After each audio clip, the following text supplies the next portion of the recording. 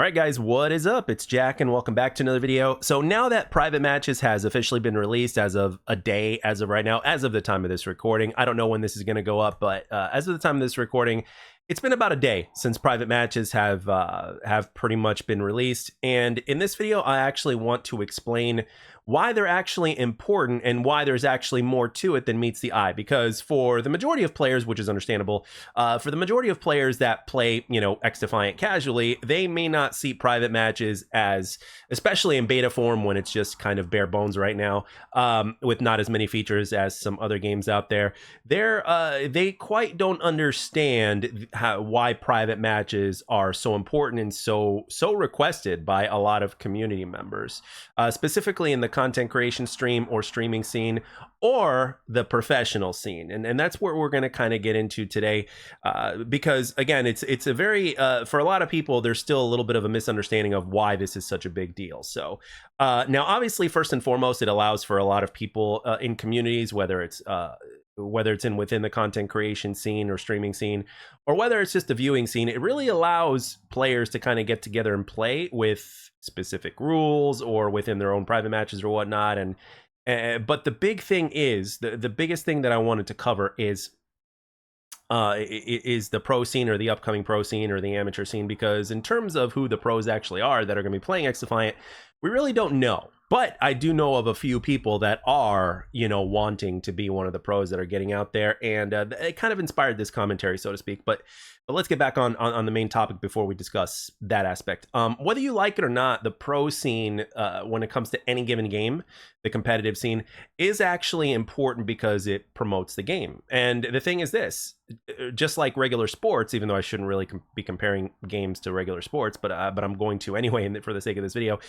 Just like regular sports, you may be a fan of football, you may be a fan of basketball, you may be a fan of whatever sport that you're into, but that doesn't necessarily mean that you want to play it professionally. You just enjoy the fact that you get to watch what the best of the best looks like. And that's actually important. And in the year 2024, it's not like the way it was, to where it was like a really super duper small world back in like during the Halo 3 days back in 2007. It has grown quite a bit since then, and the more publicity the game gets, the better. So, and the fact that it's really great that there's so many different ways that you can play a game like this, just like there are so many different ways that you can play organized sports, athletics. So I think as far as that aspect is concerned, it's important. But another thing I wanted to mention is that ranked in XDefiant has its problems. It's obviously gotten better over since the launch of the game. However, there is a big cheating problem. A lot of people want to basically rank up, and a lot of people are cheating in that aspect, right, in order to get to those higher ranks.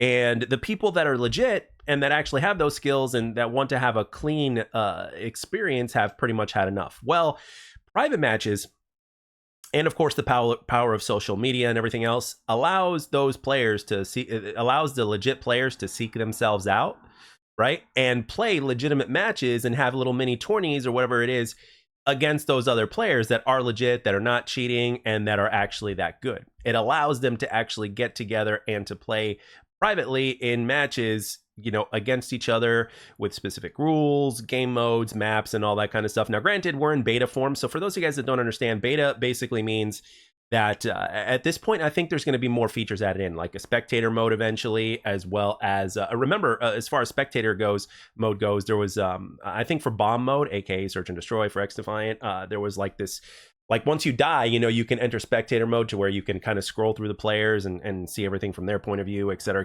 or third person or whatever it is. And that was actually a very important part of the game mode, which is one of the reasons why it was delayed for as much as it was. Originally, it wasn't even on the plans for them to release it at launch, but then the popularity of people asking for it kind of changed that up.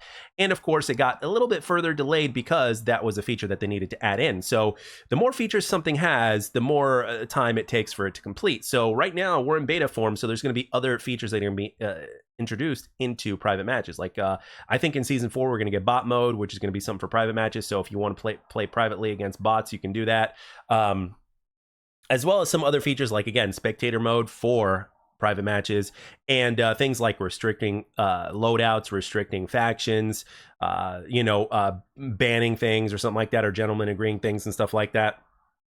So right now we're basically at the foundation of where private matches is, and then eventually during season 3 or season 4 or whatnot, and then of course there's going to be a custom browser that, like I mentioned in the previous video, Aches pretty much said that it's not, it's not in this update, but a server browser is going to be a thing that's going to be coming to fruition, because a lot of players, legit players, they just want to be able to play against each other. Now, obviously, there's also things on the content creation side, or just for players that just want to take their game up to another level with playing against other specific players, whether they're in content creation or not, is something of an option. So in other words, what I'm trying to tell you is private matches is more important than meets the eye, simply because of the fact that it allows for more options, and the more options that a game has, the better, right? Every game out there, especially in the year 2024 today, right?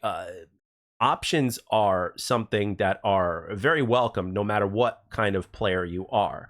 So, and at the same time, obviously, we could never go back to the days of couch co-op, 20 plus years ago, of how things used to be.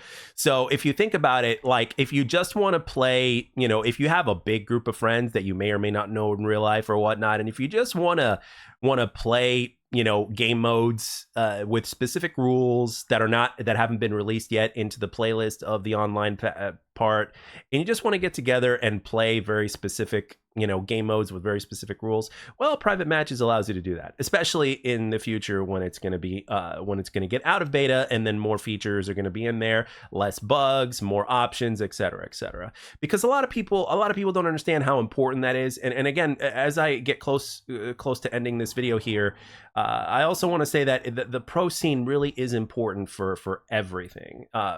It's I know a lot of people don't have interest in becoming a pro player. I sure as hell don't. I know a lot of people don't. That's the majority of us. A lot of people don't. However, being a fan of some of the best players out there, and to see how good somebody can get, is very interesting. And I think now with private matches coming up, and viewers, playing with other pub players, or viewers playing with content creators and stuff like that, content creators playing against maybe some professional players or something like that, or people that are trying to be professional or whatnot.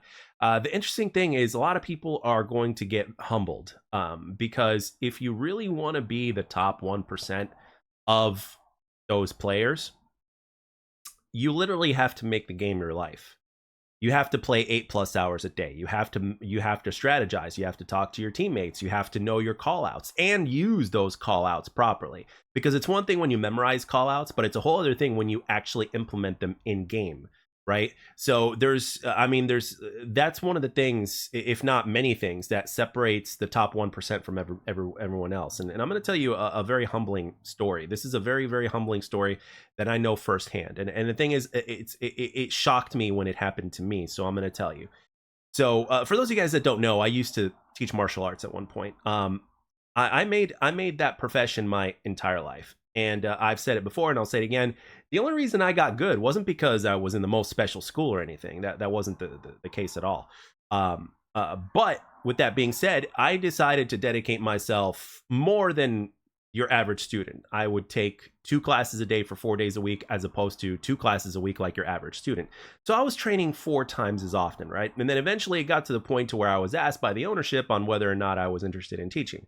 I was like 19 years old at the time, or 20 years old at the time. And, I had nothing, there was nothing else that I was passionate about at the time. And I said yes. So, and then when I started teaching, it gave me more time to get into the art. It gave me more time to train. It also became my job, so I didn't have to worry about, doing another job at the time, at least. And kind of mixing and matching, and nothing would take away from my martial arts, nothing would take away from my training, nothing would take away from my teaching. And I learned the art from both sides, from the training aspect and as well as the teaching aspect, right? So both sides of the coin were covered. And basically it was my life. Like it was like a 10-hour a day thing, right? And obviously during the summer it was even more, right? Because more teaching time was required, because the students would be out of school as far as the younger students are concerned.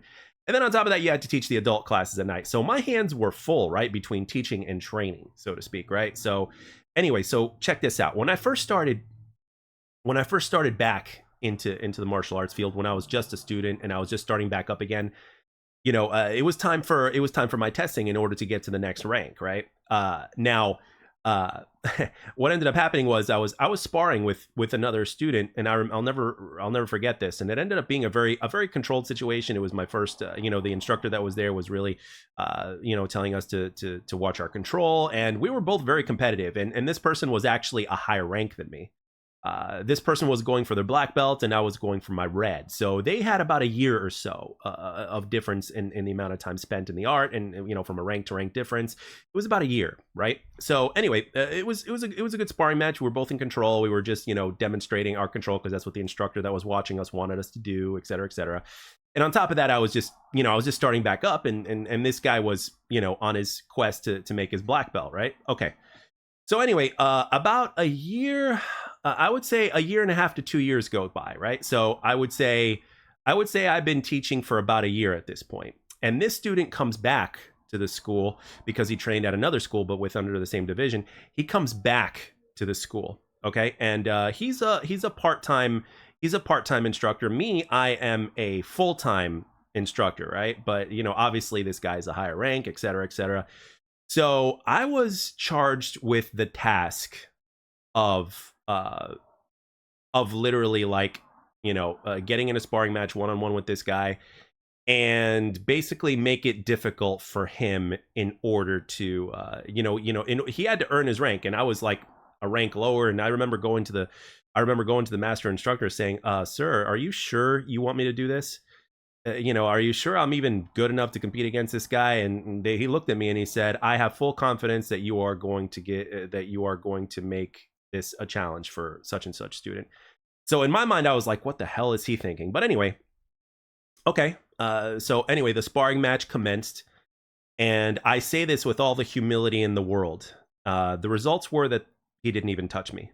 He didn't even touch me. He even got pissed off in the middle of the match because I kept on catching him. And, it was embarrassing for him because he was the highest rank going for, his next rank. And I was a year and a half below him in ranked.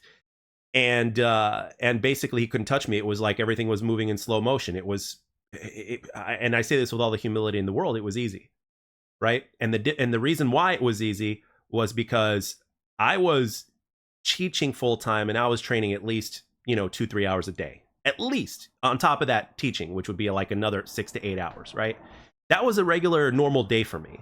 And comparing to somebody who's just helping out with classes a couple of times a week, maybe a couple hours a week or so, and then of course getting in their couple hours a week into training, when you look at the difference in time spent, okay, and adding in the weeks that would lead up to like about a year and a half or whatnot, it allowed me to accelerate at a whole other pace. So what I'm trying to tell you is making the art my life and literally living it was what allowed me to do that. What allowed me to, despite the fact that I was a quote unquote lower rank, right?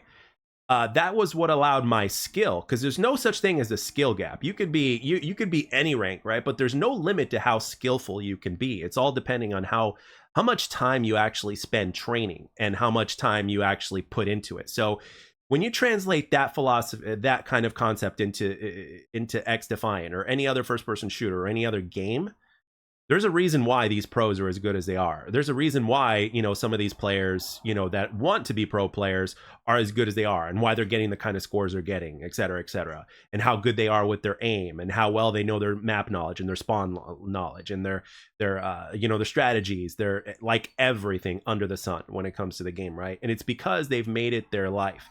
They're not just getting on and playing pubs all the time. They're doing much more than that. And they're also competing consistently against the best of the best. And when you do that, it just really just completely like, and if you do it consistently, it completely like amplifies what you're able to do. And then when you go back in pubs, it makes things even easier. You know what I mean? Again, despite the fact that I thought the challenge for me with what was presented to me during that time in my martial arts career, I thought it was going to be like one of the biggest challenges ever. It ended up being so easy. And that reason why was because I was very well prepared way ahead of time, and I just didn't know it. So, again, this is why I admire, the pro scene so much. And I really enjoy it because as a fan, I love seeing just how good somebody can get at a game because they make the game their life. And the same thing goes why we love sports and watching professional sports or watching the Olympics and stuff like that. We like that because we love to see just like how good a person can actually get when they dedicate their lives to that. So, but anyway, guys, I'm going to end it here. This was a longer than usual commentary, but I just thought I'd share this story with you. So to kind of add a little bit of essence into this commentary. But anyway, so with that being said, guys, private matches is obviously a good thing, and season 3 is about 4 weeks or so away. And quite frankly, it's a really good and exciting time for to be a fan of XDefiant, because I think good things are coming, and of course, fingers crossed. And a lot of people in the community seem to be really happy that private matches has officially released. So with that being said, guys, I want to know in the comment section down below, do you are you have you been playing private matches since it released? Are you excited about it, about its potential in the future, or is it something that's just kind of like nothing to you? And for those of you that are on that boat, did this commentary shed some light in terms of why it's important? I'd really like to know down below. And with that being said, guys, thank you all for taking the time to watch and or listen. An update will be coming soon in terms of the event, and I'll catch you guys on the next one.